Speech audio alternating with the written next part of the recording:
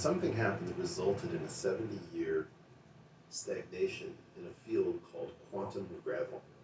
Quantum gravity is like a startup that cannot ship a product after 70 years. And it's still taken over in theoretical physics as sort of the prestige theory field. And quantum gravity is there an application for this that they were attempting to achieve?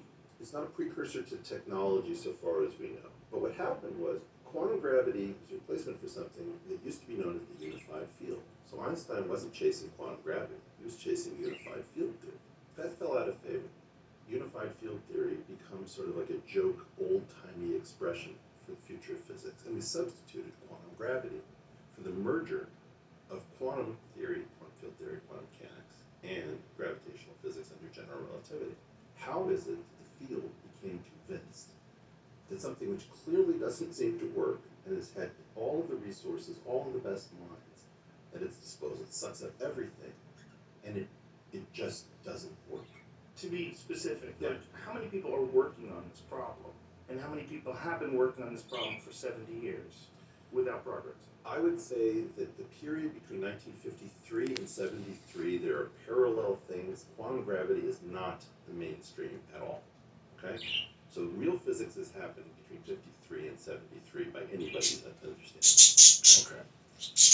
One single individual who is the most dominant mind on planet Earth at the moment, effectively Voldemort, a person whose name we are a little bit afraid to invoke and cause wrath, said in 1984, no, string theory is the way. This anomaly cancellation was unexpected, and it clearly points to the fact that we are, ladies and gentlemen, we are about to quantize. Who's that person? Edward Whitt. And in physics circles, you're not allowed to bring this guy up? We talk about him. Everybody talks about him. But to challenge him, think about Agent Smith. Think about playing one-on-one with Michael Jordan in his prime. He's that good.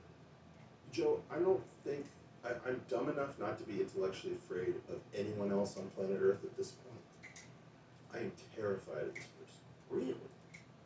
And has never made contact with the physical world. So it's like one of the greatest conundrums.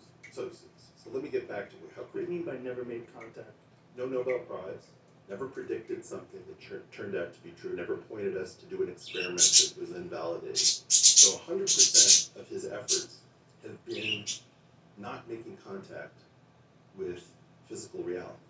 Oh, this is, I'm sorry, like you have people like Michio Kaku who are in this string theoretic school, where Sean Carroll is very sympathetic to it. You need to understand this story. 1957 conference at the University of North Carolina, Chapel Hill. One of the most eminent mathematician physicists, the guy who was first ranked at Cambridge, was a guy named Hermann Bondi, an Austrian, I think, mathematician. And his paper is about negative mass in general relativity. If you have two masses, in general, they always attract each other gravitationally. But what if somehow you had a different kind of mass that was negative, just like you could have negative and positive charges? Oddly, the negative mass is still attracted just the same way to the positive mass as if there was no difference. But the positive mass is always repelled. So you get this weird solution where the negative mass chases the positive mass, and they go off to, like, you know, unbounded acceleration. So Bondi was thinking about, why is it that we've got these artificial conditions in general relativity which we impose by hand? They're not the same beautiful marble that Einstein used for his field equation, but we throw some extra crappy stuff in called positivity conditions to stop general relativity from giving us madness. So Bondi started asking the question, maybe we shouldn't. Maybe what you think of as madness has meaning. And this is why this conference, which is a confluence of two things, the Whittons and the DeWitts, with Feynman and Wheeler and all of these unbelievable characters in attendance, is this pivotal, strange experience. Is that people are smoking the ganja on extending general relativity to places that's never been extended. And the highbrow version of this doesn't work. And the lowbrow version of this doesn't work so far as we know. The lowbrow version is called pseudoscientific anti-gravity, gravity shielding, electrogravitics, prohibited dynamics. The highbrow version of this is called quantum gravity. And all the most respectable people are in it, and it doesn't work. And you can't say, why are we doing this? It doesn't work. Why can't I say, Ed Whitman's great, but he made a terrible blunder? David Gross and Ed Whitman should be in front of the community explaining, why did you take all the smartest people, all the resources, all the attention? Michio Kaku, get Michio Kaku in here with me. Michio Kaku is out of control. Sean Carroll is covering up for this as well. In what way? They are too kind. Brian Greene. Like, I had this exchange with Brian Greene where I said, we're not being honest about the failure of streaming. Brian's like, oh, well, maybe we were a little bit exuberant. I blurt out, this is too for arts and ideas. I blurt out, that's like saying Milai. Milai was irrational exuberance. No, you put a lot of people's careers in the shredder in order to have this quantum gravity experiment, which is like, the people bowing and praying to this thing that doesn't work.